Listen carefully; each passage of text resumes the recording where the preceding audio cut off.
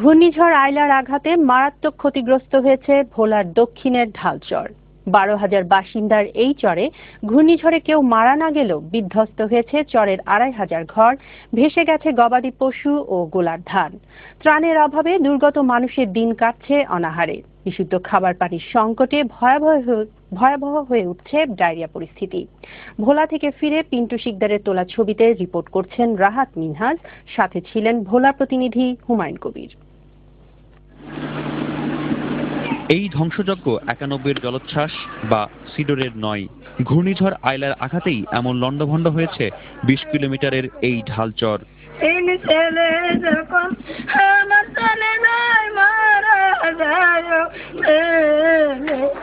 ঢালচরবাসী জানায় 91-এর জলোচ্ছ্বাসে এই চরে 6 থেকে 8 ফুট পানি উঠেছিল, কিন্তু আইলায় পানি উঠেছে 10 থেকে 12 ফুট।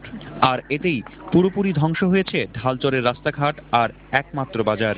তলিয়ে গেছে জীবিকার উৎস নৌকা, মারা গেছে 4,000-এর বেশি গবাদি পশু, ভেসে গেছে গোলার ধান। 10টার দিকে দেখি কি পানি উপর থেকে 10 হাত ওসে আসতেছে, পরে গিয়ে আমরা ফলান ধরুম না গরু ধরুম, মানে গরু কিছু বাসায় লেগে গেছে, কিছু ফলান ধরে আমার ধরে গাছে উড়াইছে কিছু। এই দেন অন বিডার বইয়া বসবাসকারী ঘর দেন যা করছি হেডুক ফিরে গেছে, অন্ধ হিরিয়া আর হিট করে যে করুম সেই শক্তি আর নাই। 25শে মে আইলা আঘাত করার পর থেকেই খোলা আকাশের নিচে আশ্রয় নিয়েছে ঢালচরবাসী। ঝড়ের দুদিন পর স্থানীয় সংসদ সদস্য তোফায়েল আহমেদ এই চরের 12,000 মানুষের জন্য 400 শাড়ি লুঙ্গি আর 20 বস্তা চিড়া বিতরণ করেন। কোস্ট নামের একটি বেসরকারি সংগঠনও যোগ দেয় ত্রাণ তৎপরতায়। তবে দুর্গতরা বলছেন, খাবার সাহায্যের পাশাপাশি দরকার মাথা গোজার ঠাঁই। নৌকা আসলে নৌকা স্যার ভাঙে ছিটিয়ে লইছে, জাল ফাল যা আছে সব লেগে গেছে, কিচ্ছু নেই, খালি হিন্দুদের পরনের কাপড় দেয়, একটা কাপড়, আর কিচ্ছু নেই।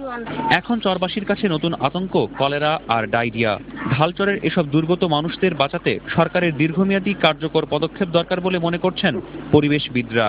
আমি যদি ঢালচরকে রক্ষা না করি, ভোলা রক্ষিত হয়ে যাবে। ভোলার এই সাইক্লোনে হয়তো ভোলার বাঁধ ভাঙে নাই, আগামী সাইক্লোনে ভোলার বাঁধ ভেঙে যাবে। স্থানীয়রা বলছেন, রাতে না হয়ে দিনে আইলা আঘাত করায় প্রাণহানির সংখ্যা অনেক কম হয়েছে। সিডরের পর আইলার আঘাতে বিপর্যস্ত হয়ে পড়েছে ঢালচরের মানুষের জীবন ব্যবস্থা। তারপরও তারা নতুন করে বাঁচার স্বপ্ন দেখছেন ঘুরে দাঁড়ানোর। কিন্তু এতে সরকার কতটুকু সহযোগিতার হাত বাড়াবে, তাদের পাশে এসে দাঁড়াবে, সেটাই এখন দেখার বিষয়। রাহাত মিনহাজ, ওয়ান নিউজ, ঢালচর, ভোলা।